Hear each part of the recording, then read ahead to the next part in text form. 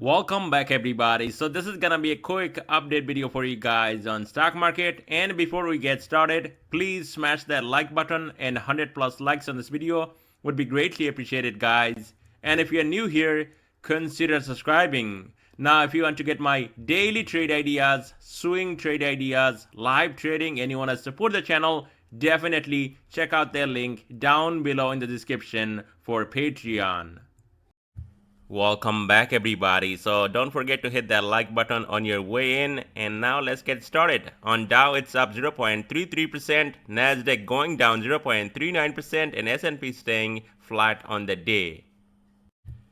Here's 11 sectors that makes up S&P 500. On top we got energy, utilities, communication services, real estate, so completely risk off move here in the market. On bottom we got technology, basic materials, and healthcare. And what we got here on stock market map, we got Tesla going up 2.46%, Amazon down 1.67%, Google going up close to 1%, Meta staying flat, Apple flat, we got Microsoft going down 0.76%, Nvidia also going down over 2%, and then if you look at right here, consumer defensive, Costco and Walmart. Costco going down with earnings almost 2%. And big banks like JPM, Wells Fargo actually down, JPM slightly up on the day, Bank of America flat, and then we got regional banks again going up, including from healthcare, Eli Lilly going down over 3.47%, then we got UNH going up 1.23%, and look at right here, energy, XOM up 2.68%, Chevron up 2.46%, big rally right here on energy. And here's some fantastic day trade ideas for you guys, and especially if you are interested and you're really serious about trading, I'm not talking about window shopping, then definitely check out their link down below in the description. So yes, I'm still on vacation, visiting multiple countries, but still active trading, and you can see these plays are coming out, and all these plays are actually paying. Baba that we played last week, and the next day was a gap down on Baba, so that was a profitable trade right there. DKNG we shorted on the 25th, added more on the 25th, and this was another fantastic trade. We actually got money on that one. I think it was like 48 to 50%.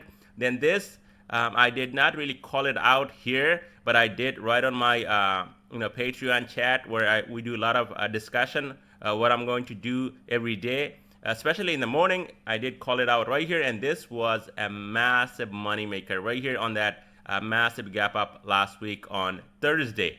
Now, forget about these. Look at this play right here, Costco. I was able to actually get in under 880 on Friday with 895 calls, and boy oh boy, this play here definitely delivered massive amount of profit because it got up to 891. So that was like a $13 move that I caught to the upside, and you can see DKNG also a big winner.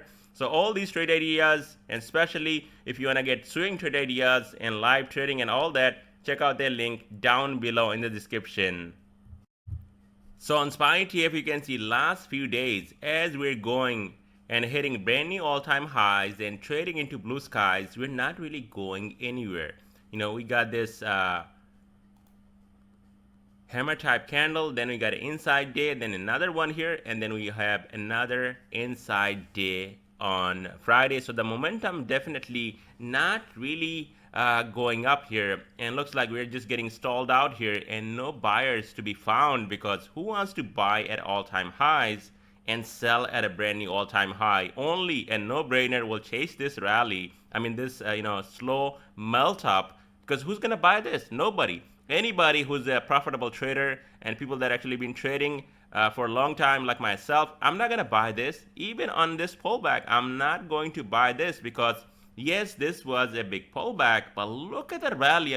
How long it took for this pullback to happen right here on SPY ETF, and immediately things went back up. So now things are really clear guys, and I'm gonna show you right here in this video, if we can crack over this I would say 575, this range that we saw on Friday with the gap up and crap. And same thing happened on, actually that was Thursday. Even on Friday we saw a mini gap up and then crap here, and pretty much closing below this high from Thursday. So from that point of view, it's not looking too bullish. Now also we got some data this weekend and we'll see how that actually plays out. But if we can actually get over 575, then yes, expected move, I think it's 582 to the upside. That can happen this week.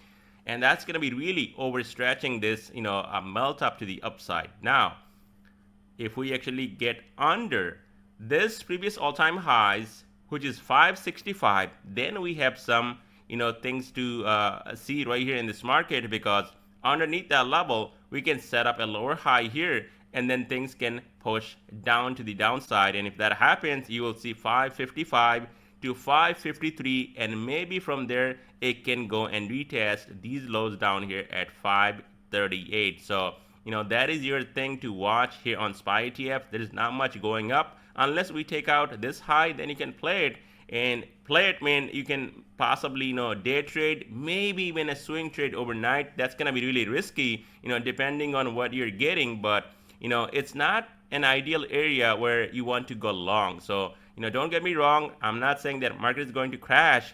We will see that. If that's happening, we will see that. And even if you look at this weekly time frame, and let's have a look at weekly time frame. What do we got here? Inverted hammer here on a weekly time frame, and you can see even on this weekly time frame, these are strong levels to watch on SPY ETF on a pullback, especially this previous all-time highs where we got rejection here, it needs to hold at 565. So careful, if it actually cracks under 565, you will see things coming down really quick, possibly down to 555 to 553.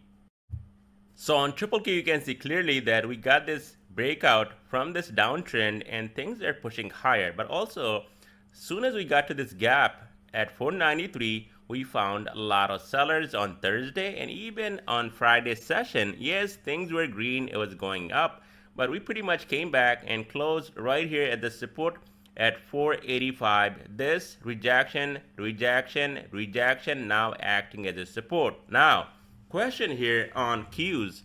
If this thing actually gets under 485, 486, what will happen? And I think answer is really easy. We might see a retest of this trend line, which is near 470. So that is your downside target, under 485 to 486. Now, if things were to push even higher on Qs, then watch out for 485 to 486 to hold and possibly get back above 493. And if that happens, we are going back into all-time highs and possibly trading into blue skies again. And it can happen in a really quick time, especially if we get some big rallies out of Nvidia stock. On IWM, it's up 0.68%, and you can see we're just contracting inside this bull flag pattern, and we're not getting that clear breakout over, I would say here, 221. As you can see, we closed at 220. So here on IWM, guys, things are clear. If we can clear 221 out of this mini downtrend, top of this range, bull flag, you're going to see a quick trip up to 225, and over that, that's going to be the real breakout. Possibly go back up and retest previous all-time highs, and this thing would be completely out of the woods, because we have seen that massive breakout and then we come back in, went back up, come back in, and now we're doing that again here on IWM. So things are not really looking good. But if you look at this bull flag and we get that breakout, and especially we actually can take out this resistance right here at 225, things will be really good for IWM small caps, and we will see continuation to the upside. Now, there will be strong support right here at 217 area, and underneath that there will be more support down here at 215 to 214. But if that gives up, you will see significant selling, and we might be retesting 200 on IWM. On Dow Jones, it's up 0.32%, but it was up more than 1%. And if you look at this candle, guys, right here, let me just zoom in. It's not looking too bullish. I mean, we got a massive inverted hammer right here on Dow Jones. And after hitting a brand new all-time high, we pretty much closed near low of the day. And just top of this range, which is at 422.95. So pretty much right at the dot right here. So here on Dow Jones, if we crack under and we stay under, I would say 423, just round things up. Dow Jones trades under 423. There will be selling. And if that selling continues, you will see a retest of 418, possibly down to 416 right here. this previous all-time high, and I think at some point you will see 410 to 411. That is your downside target. Now, if this can hold, which is holding into closing on Friday, 422.95, or I would say 423, then watch out from this pullback. We can definitely go back up to all-time highs, and that's going to be what, 425, 426, and over that we might see 428 to 430 on Dow Jones. So things are looking simple, but look at the candle here, and that is why you got to be really careful, especially if you're going long here at brand new all-time highs.